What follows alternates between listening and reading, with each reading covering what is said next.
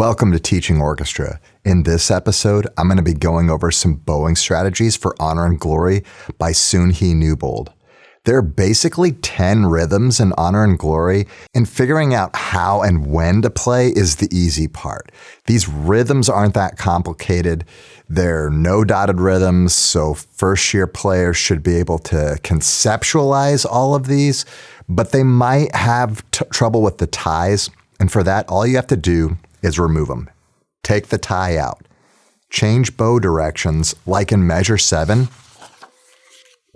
When they're first learning measure 7 in the upper strings, just play a whole note and then have them bow all of these quarter notes separately so they can start figuring out where beat 1 is. And then when they get good at that, you can add the tie back in.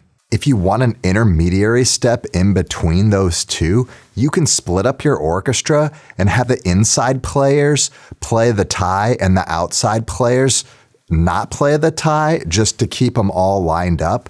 And in the teaching companion, I break this down on open Ds so they don't even have to worry about the left hand. Here's rhythm number 9, where they start off with the whole note and it's tied to this quarter note, and then they have 3 other quarter notes in the measure, and you can have them learn it the same way. On open D will just be a little easier, and your cellos and bass players get to learn the rhythm too, whereas in Honor and Glory they don't have it in measure 7. One of the issues that we have in this level literature, particularly for the basses, is that the basses parts are so easy, their technique tends to get behind the rest of the orchestra, and then once they start getting more challenging pieces, they get lost, and or you lose most of your bass players because they're just not being challenged and they're bored all the time. So I like to find ways to include my bass players, and in my teaching companions, everybody learns all the technique, and so that'll keep your basses engaged. So yeah, it's quite a bit of reduction to reduce everything just to the open string, but that's what we ought to do, right? We ought to make things simple to get quick success and then add challenges so that we can build upon that success, right? So it doesn't matter where their starting place is in the moment.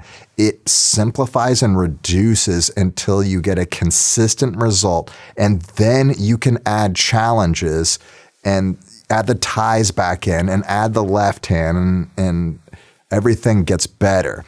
Okay, now what happens with the bow in this rhythm? If we start at the frog, and we should, in that context, what happens with our bow distribution? We have 5 beats of down bow, then up, down, up. Where are we going to end up with the bows? In the upper half, right? Is that where we want to be? If we repeat this pattern over and over, we're going to get trapped in the upper half of the bow, or maybe even run out of bow on the whole note tied to the quarter. And so we got to find a way to get back to the frog. Otherwise, our younger players are going to rush. So we need to accelerate our up bows. If we look at measure 9, though, we have a half note tied to another half note. And the way the bowings works out is this ends up being an up bow. So it may not actually be a bad thing to end up in the upper half, but practicing bow distribution in different ways can be good for our students' technique. And so while you're learning Honor and Glory, you can learn the rhythm and you can learn different ways to distribute the bow. In the teaching companion, another effective strategy might be to combine measures 9 and 10, since that's how the rhythm appears in Honor and Glory. So isolate 9, isolate 10, and then maybe put 9 and 10 all together. Then once they understand the bowing, you can increase the difficulty by adding the left hand, but you may not want to get to those E minor arpeggios straight away. You might want to ease into those with the left hand by just adding first finger E and do the rhythm, and then maybe just do an F sharp and then do the rhythm, and maybe go up the finger pattern that way. Can they do it in tune using consistent bow speed? Okay, if not, you might want to keep isolating. Again, build that success until they can do it confidently. All right, In the A section, in the upper strings, if we don't change our bow speed and just play everything metrically, this is going to work out pretty well for our violins and violas. But what about our low strings? We've got these half notes down and then up, and then down again. What's going to happen if we use consistent bow speed, no matter what the rhythm is, the students are going to gravitate towards the tip of the bow.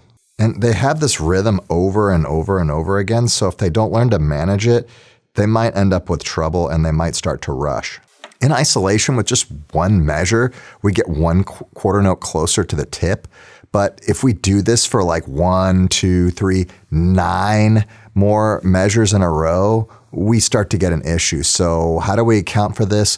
We have to inch closer towards the frog to solve the issue, right? Otherwise, we're going to keep going towards the tip, and that's going to be not so good. I mean, we could do that, but we run out of bow eventually. So instead, let's teach some bow distribution. We need to use the same amount of bow for the half notes as we do for the succeeding quarter note. That means that we need to consciously slow down the bow for the half note and speed up the quarter note.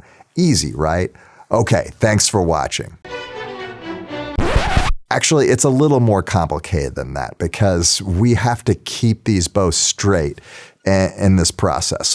What's going to be harder, keeping a bowing lane on a slow and heavy half note or on the faster quarter note? Obviously the quarter note, right? And we don't want to make it louder than the half note because it accents beat 3, right? So what do? We retain the weight from the half note on the bow change just for the articulation. Then once the string is active on the bow change, we lighten the bow so that there's not as much weight on the string. That could keep the bow straight because we've got that activation force, that grip. Otherwise, if we don't use enough weight to activate the note, it's going to be like Mario Kart when we hit the gas too early and we spin out, right? The bow slips and slides, and although it looks like we're making progress down the bow, most of the energy is lost because the bow is sliding up the fingerboard. Fortunately, for cellos and basses, they're playing open Ds here, so we don't have to worry about the left hand unless you're worried about the left hand and, shifting up to 4th position or whatever, which is super cool, but most groups that are playing this aren't quite there yet. Okay, the next spot is in the upper strings. They play a whole note out to the tip and lift to play 8th notes. Right here before 18, first, second violins, violas, and possibly third violins, if that's what you got.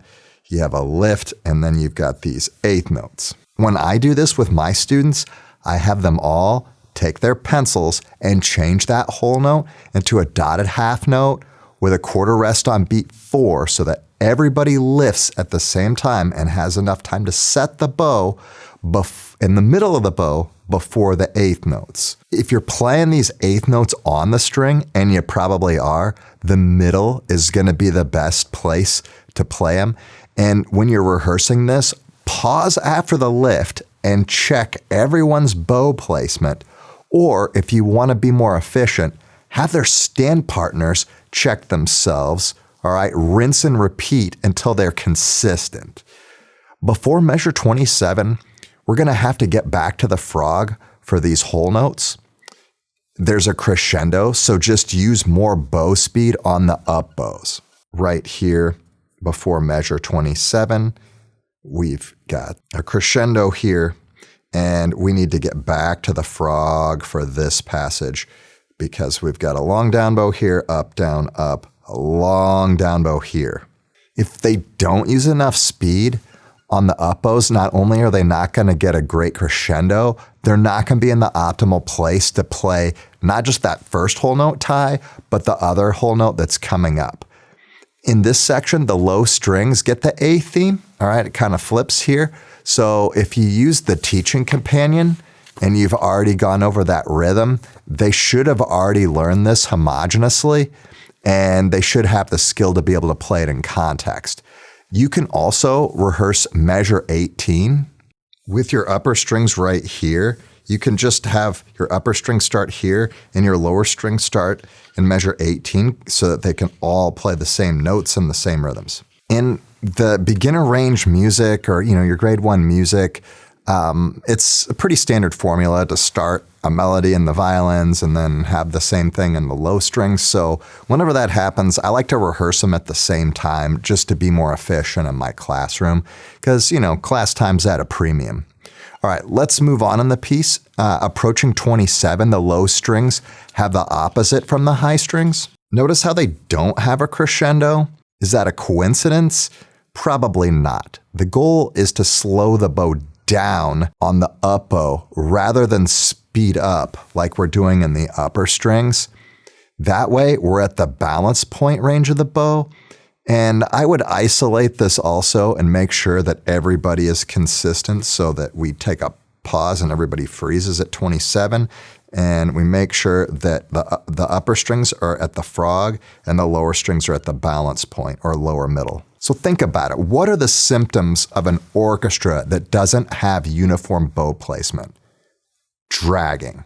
Why dragging? Because there's more tension at the frog and it's not as springy. It's stiffer, so they're likely to use more shoulder at the frog, and the shoulder is designed for pushing and not for quick movements like the wrist. So measure 27 is harder than the A theme, and if you did the teaching companion, you'll be glad you did because your students will already have the strategy to recover to the frog. If not, you're going to have to teach them because both of these whole notes that end up being down bow, they're going to run out of bow if we don't get back to the frog every time. So think about that.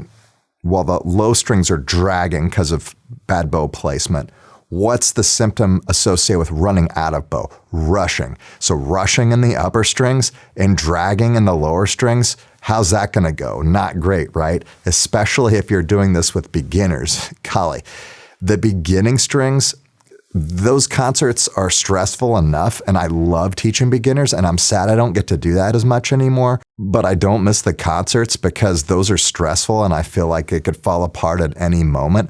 But having good bow distribution will make them play more consistently and less stressful for you at the concert. So you've taught them well, so well that you don't have to worry about their bow distribution, about rushing and dragging and having the orchestra kind of come apart at the seams. All you got to worry about is parents getting up on stage during the performance to try to get a close-up of their kid, right? Right? Wild. All right. Well, it's the same thing in measure 34. If you use the teaching companion, the upper strings will have these rhythms down with really good bow distribution, and it'll pay off quite a bit. And if you don't have the teaching companion, it's fine, and you can just do this by rote anyway. You don't really need the teaching companion. Some people just like it because it helps them stay organized and it helps them stay focused. But you can just have them do it on open strings. All right. Well, you see why bow distribution is so important. If there's one thing I could stress to every developing orchestra teacher is to understand the connection between the rhythm and the bow. It's not intuitive for everyone, and it solves so many problems once they figure out the connection between the two. In my next video, I'm going to be going over some fourth finger strategies, and I hope to see you then.